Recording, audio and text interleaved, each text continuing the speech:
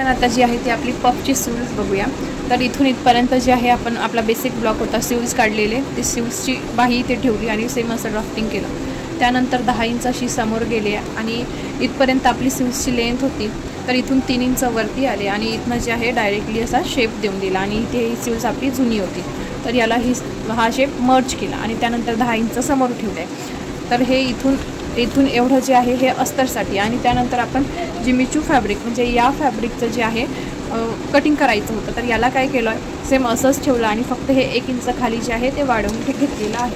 म्हणजेच अशा पद्धतीने आपण कटिंग केलं आणि ही साईड डबल फोल्ड होती, ठीक आहे। आणि ही साईड आता आपले बघा आपल्याला काय करायचं आहे, जिथनं आपण आपला बेसिक ब्लॉक होता नॉर्मल बेसिक ब्लॉक, ठीक आहे, तर हा इथपर्यंत आलेला होता। तर याला आपण मार्क करून घ्यायचं आणि मार्क करून झाल्यानंतर नॉचेस लावून द्यायचे खाली आणि वर, ठीक आहे। खाली लावले नाही तरीही चालेल, वरती आपल्याला इथे नॉचेस लावून द्यायचे आहे। आपल्याला इथनं वेगळ्या वेगळ्या प्लीट्स ज्या आहेत त्या टाकायच्या आहेत। आता आपल्याला इथे प्लीट्स घ्यायचे आहे, तर सगळ्यात आधी वरच्या भागाने घ्यायचं आहे। तर इथे अनइवन अशा प्लीट्स घ्यायच्या आहेत, तुम्हाला लहान मोठ्या घ्यायच्या आहेत तशा घ्या किंवा तुम्हाला 1-1 इंचाची घ्यायची असेल तरीसुद्धा घ्या।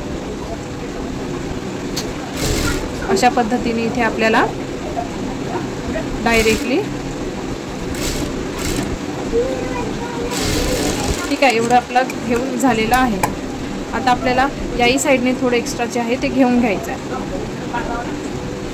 आता इथल्या साईडने जे आहे आपल्या प्लीट्स देऊन झाल्या आहे। आता परत आपल्याला या बाजूने देखील सेम अशाच ज्या आहे त्या प्लीट्स द्यायच्या। ही बाजू आपली वरची आहे, तर वरती मी असा ॲरो करून मार्क करते, म्हणजे प्लीट्स झाल्यानंतर आपल्याला मागचा भाग कोणता आणि पुढचा भाग कोणता हा समजायला इझी जाणार। आणि इथे देखील आपल्याला अनइवन अशा ज्या आहे त्या प्लीट्स घ्यायच्या आहे। गरजेचं नाही आहे की तुम्ही 1-1 इंचाचीच घ्या, तुम्ही अनइवन प्लीट्स देखील घेऊ शकता।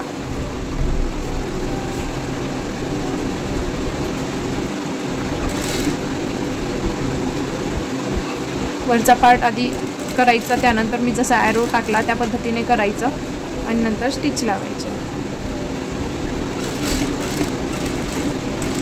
अशा पद्धतीने लावून झालं आणि आपण आपला आर्महोल राऊंड जो आहे तो एकदा परत चेक करून घ्यायचा, ठीक आहे। आता या बाजूलाच मी असं याला सेंटरला असं ठेवते आणि चेक करून घ्यायचं। आता स्लीव्ज तर आपण शोल्डर जे आहे ते जोडलं नाही, स्लीव्ज आपण नंतरच जोडणार, पण तरीसुद्धा मोजून घ्यायचं। मग जर जास्त भरला असेल हा पार्ट तर यात आपण प्लीट्स टाकायच्या। अर्धा इंच इथे सोडलं, रिचेक केलं आहे, तर इतकं आपलं उरलेलं आहे। तर इथे वरच्या बाजूने 1-1 प्लीट आपण टाकायची आहे। इथे 1 प्लीट आणि परत या बाजूला 1 प्लीट।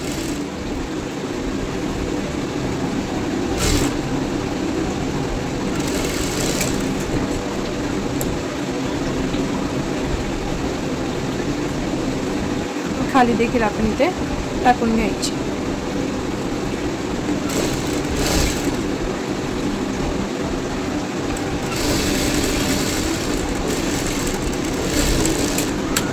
आता या अस्तरला आपल्या अशा प्लेट टाकून झालेलं आहे आणि तुम्ही बघू शकता याचं लुक। आता आपल्याला ऑर्गेन्झाच्या फॅब्रिकवरती करायचं आहे त्याच पद्धतीने। तर सेम हा ऑर्गेन्झाचा फॅब्रिक घेतला, याला देखील फर्स्ट आपण मार्क करून घ्यायचं आहे। वरती ॲरो म्हणजे हा वरचा भाग आहे आणि याला देखील तशा प्लेट्स टाकणं चालू करायचे आहे,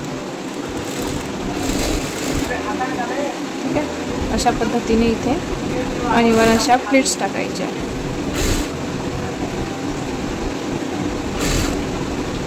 तुम्हाला जर जास्त पफ पाहिजे असेल तर 10 इंचाच्या ऐवजी तुम्ही 12, 13, 15 इंच घेऊ शकता। आता मी इथे 10 इंच घेतलेलं होतं एक्स्ट्रा, म्हणजे पूर्ण टोटल स्लीव्समध्ये 20 इंच पफसाठी एक्स्ट्रा। तर तुम्ही याचा लुक बघूच शकता कसं दिसेल। तर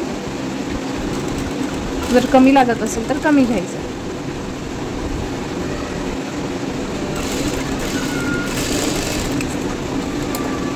वरचा पार्ट झाला आहे। आता आपल्याला खालच्या, आता बघा तुम्ही प्लेटचं टोन या साईडने देखील ठेवू शकता आणि या साईडने देखील ठेवू शकता, म्हणजे जास्त पफ म्हणजे इझिली दिसेल। असं जर ठेवलं तर पफ चपटा दिसेल, ठीक आहे। तर इकडे याचे टोन करायचं आहे आपल्याला।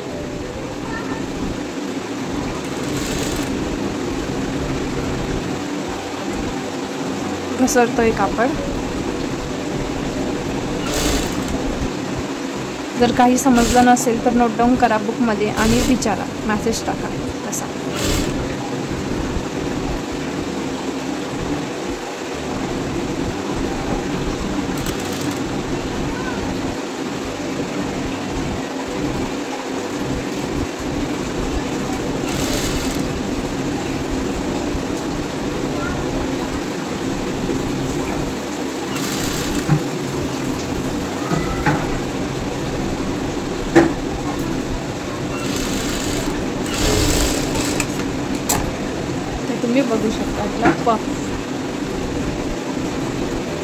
रेडी झाल्यानंतर अशा पद्धतीने दिसेल संपूर्ण याचा.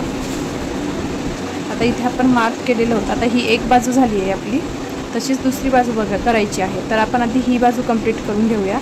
आपला वरचा भाग हा आहे, ठीक आहे.